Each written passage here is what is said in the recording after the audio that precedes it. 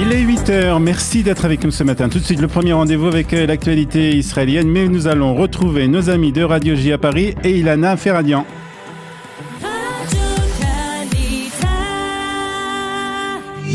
Direction de studio à Jérusalem avec notre correspondant Olivier Granilic. Bonjour Olivier, et à la une de l'actualité en Israël, la crise sanitaire qui domine toujours ce matin. Un comité d'experts israéliens recommande l'injection d'un troisième vaccin, une troisième dose pour les personnes âgées. Oui, on s'en doutait un peu Ilana. Les experts du ministère de la Santé recommandent donc l'injection d'une troisième dose pour les personnes âgées. Ils ne sont pas tombés encore d'accord quant à l'âge, savoir si ça sera à partir de 60, 65 ou 70 ans ou plus. La décision sera prise lors d'une autre réunion. Cette semaine, le directeur du ministère de la Santé avait déclaré lors d'une interview à la télévision israélienne que le gouvernement attendait des recommandations d'experts sur cette question. Pour commencer une campagne de vaccination, Nachman H n'avait pas voulu répondre à la question de savoir s'il y avait en Israël suffisamment de vaccins.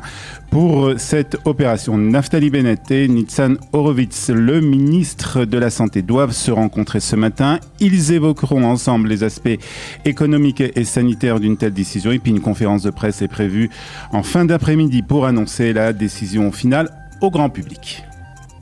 Et en attendant, Olivier, le nombre de cas de malades graves continue d'augmenter par ailleurs et certains hôpitaux ont rouvert leurs unités Covid. Oui, c'est le cas par exemple de l'hôpital Ein Kerem ici à Jérusalem ou de l'hôpital Bellinson à Petah Tikva qui ont rouvert leur unité coronavirus après les avoir fermées il y a quelques mois.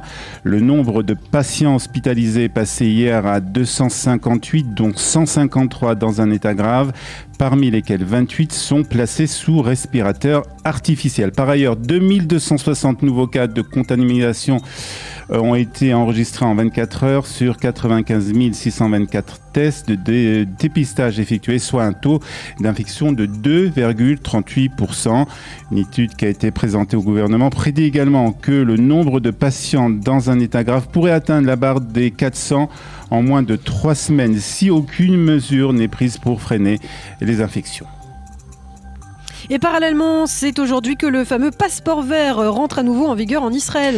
En effet, à partir d'aujourd'hui, le passeport vert détenu par les vaccinés et les personnes guéries du Covid sera donc exigé à l'entrée des lieux qui accueillent plus de 100 personnes, comme les restaurants, les lieux de loisirs, les hôtels, salles de spectacle, salles de sport et lieux touristiques. Pour les événements de plus de 100 personnes, un test PCR négatif sera exigé pour les enfants de plus de 12 ans et les personnes non vaccinées ou non guéries du Covid-19. Et puis à partir du 8 août, les frais de test PCR justement seront à la charge des citoyens dans le but bien entendu d'encourager ceux qui ne sont pas encore vaccinés à le faire.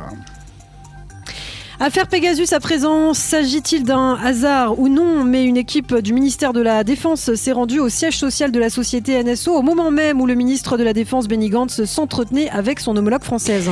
Oui, on se souvient que Naftali Bennett avait promis à Emmanuel Macron de faire toute la vérité autour de cette affaire d'espionnage. Un porte-parole du ministère de la Défense a déclaré hier qu'un certain nombre de responsables gouvernementaux se sont rendus hier dans les bureaux du groupe NSO pour enquêter sur les récentes allégations selon lesquelles la technologie de cybersurveillance de l'entreprise aurait été utilisée pour suivre des personnalités politiques ou des journalistes dans le monde entier.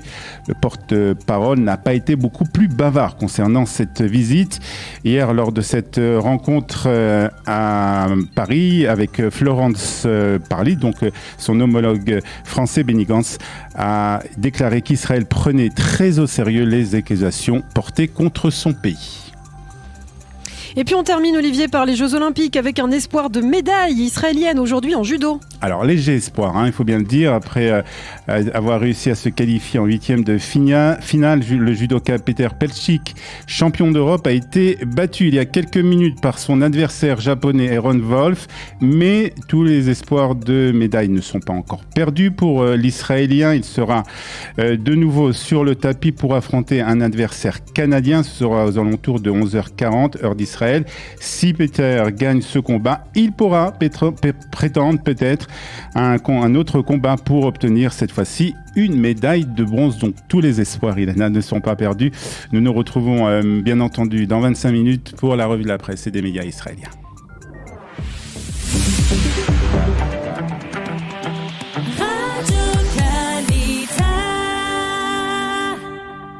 nous allons jeter un coup d'œil sur la météo de ce jeudi 29 juillet. La météo donc de ce jeudi 29 juillet qui sera encore chaude en Israël. Il fera 29 degrés à Haïfa, 31 degrés à Tel Aviv et à Jérusalem, 32 degrés à Ashdod, 36 degrés à Beersheba et 40 degrés à Eilat.